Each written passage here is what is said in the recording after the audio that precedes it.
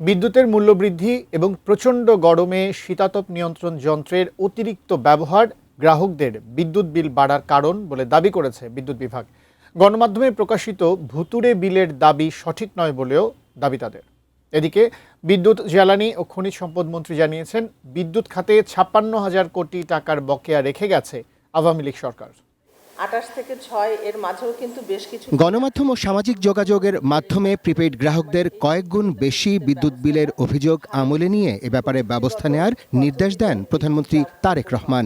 এর প্রেক্ষিতে মাঠ পর্যায় থেকে তথ্য সংগ্রহ করে বিদ্যুৎ বিভাগ।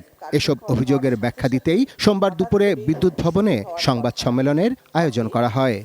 বিল বা মূল্য বৃদ্ধির কারণ শুধুমাত্র মিটারের ত্রুটি বা কোনো ভুতুড়ে বিল না, নতুন ট্যারিফ এর জন্য কিছুটা দায়ী বলে আমরা মনে করছি। একই সময়ে বাসাবাড়িতে শীতাতপ নিয়ন্ত্রিত যন্ত্র, ফ্যান, রেফ্রিজারেটর সহ বিভিন্ন বৈদ্যুতিক যন্ত্রের ব্যবহারও আগের তুলনায় অনেক বৃদ্ধি পেয়েছে। 32 ইঞ্চি জেভিকো টিভি এখন মাত্র 15,000 টাকায়, সাথে পাচ্ছেন 3 বছরের প্যানেল ওয়ারেন্টি। বিদ্যুৎ প্রতিমন্ত্রীর দাবি, আওয়ামী লীগ সরকারের ভুল নীতির কারণেই বর্তমান সরকারকে এ খাতে এত অসঙ্গতির দায় নিতে হচ্ছে। সর্বোচ্চ আমাদের চাহিদা 18,000 মেগাওয়াট। ওকে, সর্বোচ্চ যদি এই বছরে আমরা চাহিদা করি, একটা স্পিনিং ক্যাপাসিটি থাকতে পারে 20%।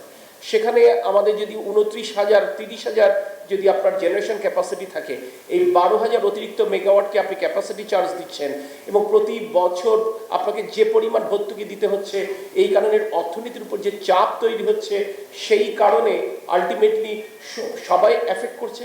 এর আগে সকালে ডিআরইউ মিলনায়তনে নবায়নযোগ্য জ্বালানি নিয়ে সেমিনারের আয়োজন করে consumer association of Bangladesh, cab. এতে বিদ্যুৎ, জ্বালানি ও খনিজ সম্পদ মন্ত্রী বলেন, আওয়ামী লীগ সরকারের পাহাড় সমান অন্যায়, অব্যবস্থাপনা ও ঋণের ফাঁদে ধুঁকছে বিদ্যুৎ বিভাগ। শুধু এ খাতেই বকেয়ার পরিমাণ প্রায় 56,000 কোটি টাকা। এখন 56,000 কোটি টাকা বকেয়া পরিশোধ করা, সাথে আমি যে বর্তমানে বিদ্যুৎ কিনছি সে পয়সাটা শোধ করা, আর আমি যে দামে বিদ্যুৎ বিক্রি করছি, এগুলোর মধ্যে বিরাট গ্যাপ আছে।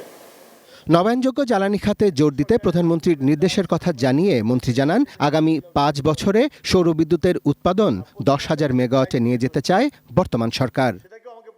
Arafat Siddiqui, ATN news, Dhaka.